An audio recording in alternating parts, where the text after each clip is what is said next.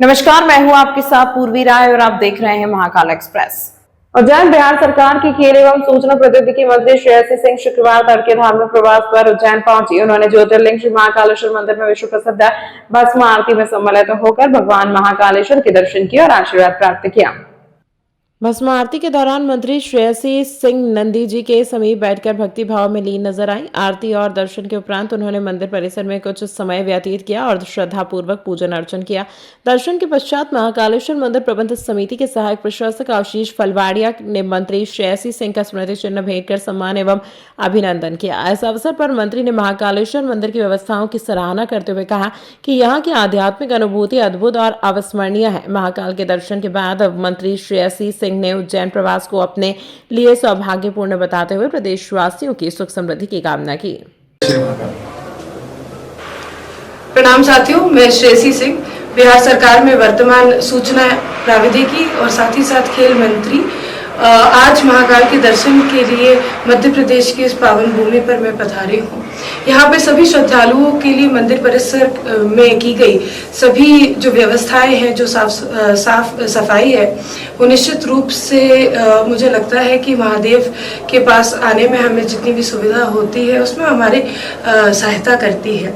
मैं यहाँ के जो प्रशासन है, यहाँ की जो मंदिर समिति है, उसको धन्यवाद देती हूँ कि आपने सभी लोगों के लिए इतनी सुचारू व्यवस्था बना के रखी है और जो अद्भुत शक्ति यहाँ की पावन धरती पर महसूस करने को मिलती है, वो उसका तुल्य या उसको शब्दों में बयां करना मेरे लिए आसान नहीं है। मैं पुनः सभी को धन्यवाद देती हूँ और अपनी ओर से एक बिहार की बेटी होने के नाते मध्य प्रदेश की इस धरती पर सबको आने का आग्रह करती हूँ। धन्यवाद। उज्जैन आगामी नववर्ष पर महाकालेश्वर मंदिर में उमड़ने वाले श्रद्धालुओं की भारी भीड़ को देखते हुए मंदिर प्रबंधन ने सुरक्षा और सुविधा के कड़े इंतजाम किए हैं। इस दौरान उन्होंने निर्माण कार्यों की समीक्षा करते हुए अधिकारियों को समयबद्ध और उच्च गुणवत्ता के साथ कार्य पूर्ण करने के निर्देश दिए। भक्तों की सुविधा के लिए दर्शन व्यवस्था में महत्वपूर्ण परिवर्तन किए गए हैं। वर्तमान में चल रहे निर्माण कार्यों के कारण अवंतिका द्वार गेट नंबर 1 को अब शहनाई द्वार और पालकी निर्गम स्थल के सामने स्थानांतरित कर दिया गया। इसके साथ ही बड़ा गणेश मंदिर के सामने स्थित एम्बुलेंस द्वार पर एक नया शीघ्र दर्शन प्रवेश द्वार शुरू किया गया है, जहां से 250 रुपए का टिकट लेने वाले श्रद्धालु सीधे गणेश मंडप पर पहुंचकर भगवान के दर्शन कर सकेंगे। श्रद्धालुओं को भटकना न पड़े, इसके लिए प्रोटोकॉल कार्यालय को भी मानकर भवन से हटाकर नीलकंठ द्वार पर शिफ्ट कर दिया गया है। सहायक प्रशासक मूलचंद जुनवाल ने बताया कि नए प्रवेश द्वारों पर लॉकर, जूता स्टैंड और मैटिंग जैसी सभी बुनियादी सुविधाएं उपलब्ध कराई गई हैं। दर्शन मार्ग को पहले से छोटा और सुगम बनाया गया है, जिससे नव वर्ष पर आने वाले लाखों श्रद्धालुओं को बिना किसी असुविधा से, असहजता से दर्शन लाभ मिल सकेगा।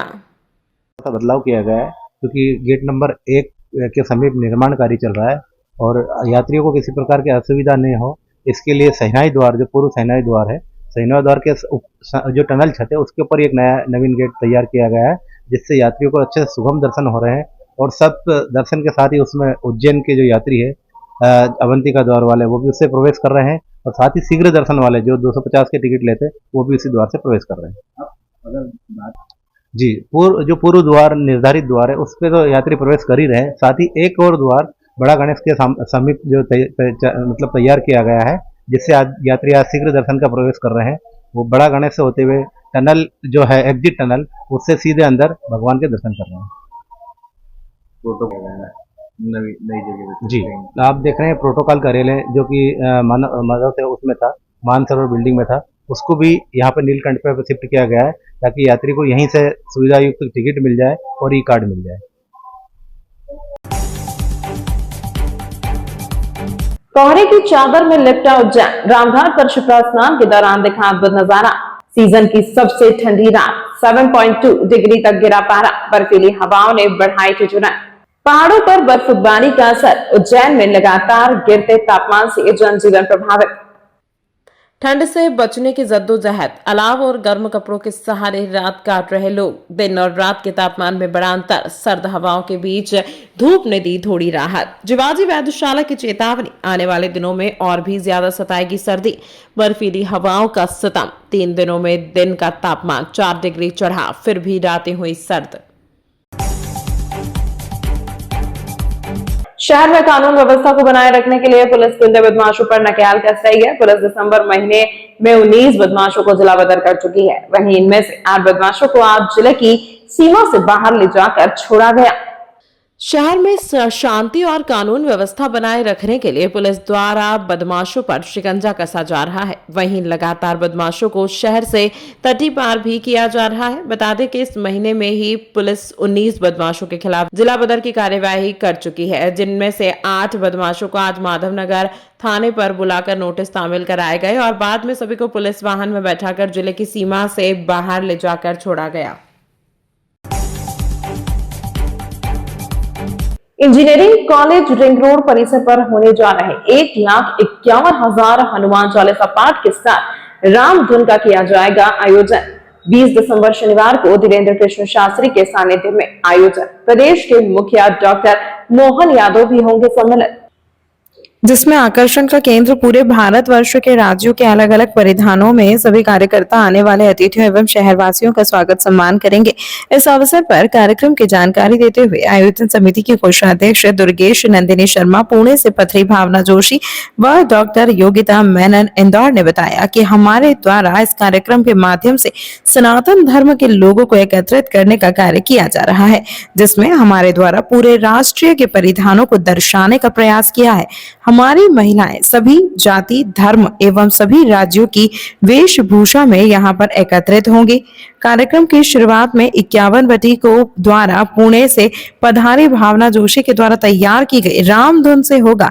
इसके पश्चात बागेश्वर धाम के श्री धीरेन्द्र कृष्ण शास्त्री द्वारा समस्त शहरवासियों के साथ में हनुमान चालीसा का पाठ किया जाएगा। कार्यक्रम में मुख्य रूप से प्रदेश के मुखिया मुख्यमंत्री डॉक्टर मोहन यादव जी उपस्थित रहेंगे। कार्यक्रम इंजीनियरिंग कॉलेज ग्राउंड तारामंडल रोड पर 20 दिसंबर सुबह 9 बजे आयोजित किया जाएगा, जिसमें हम समस्त शहरवासियों से सम्मिलित होने की अपील करते हैं। कार्यक्रम में मुख्य रूप से दिलराज सिंह चावड़ा, जीवन सिंह चावड़ा, आदित्य शर्मा, जितेंद्र सिंह, रविंद्र सिंह, जीत सिंह राजपूत, रोहित सिंह, प्रदीप सिंह, भावना जोशी, पूजा चौहान, रेणुका शर्मा, योगिता मेनन, विद्या शर्मा, मंजू मालवीय, सोनू राठौर, भारती बघेल आदि विशेष सहयोग रहा है। आज हमारे कार्यक्रम के लिए महिलाओं द्वारा वेशभूषा की तैयारी का पूरी तैयारी से कंप्लीट हो चुका है और सभी महिलाएं इस कार्यक्रम में बढ़ चढ़कर हिस्सा ले रही हैं कि सनातन धर्म को आगे और वो अच्छे से बढ़ाए। किस प्रकार की वेशभूषा है इसमें? सर, भारत की सारी संस्कृति, सभी समाज की महिलाएं, सभी जाति समाज की महिलाएं अपने अपने वेशभूषा में यहाँ पर उपस्थित रहेंगी। कल उज्जैन में 20 दिसंबर 2025 में बहुत बड़ा आयोजन होने जा रहा है, जिसमें हनुमान चालीसा का पाठ 1.5 लाख लोगों द्वारा किया जाएगा। यह एक विश्व रिकॉर्ड बनाने के तहत एक बहुत बड़ा कदम है। इसमें संत शिरोमणि धीरेन्द्र शास्त्री के सानिध्य में राम नाम जप होगा। मोहन यादव जी मुख्यमंत्री के द्वारा इसका आगमन होगा। ये सनातन संस्कृति हिंदुओं को जोड़ने का बहुत बड़ा कदम है। यहाँ सारी महिलाएं इसमें आगे आकर राम नाम की महिमा का गुणगान करेंगे। तो ये उज्जैन के लिए और मध्य प्रदेश के लिए बहुत बड़ा गर्व का विषय है। आप सब आमंत्रित हैं इस प्रोग्राम को आगे बढ़ाने में। आपका नाम? मेरा नाम डॉक्टर योगिता मेनन है। मैं इंदौर से ओरिएंटल यूनिवर्सिटी की हेड ऑफ द डिपार्टमेंट हूँ और श्री राम बालकृष्ण की डायरेक्टर भी हूँ।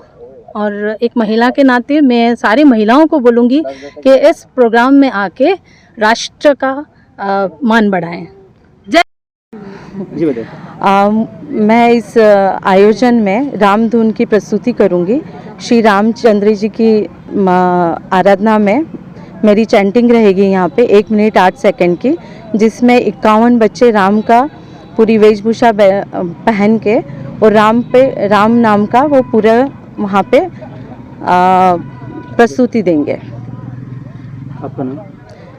डॉक्टर भावना जोशी।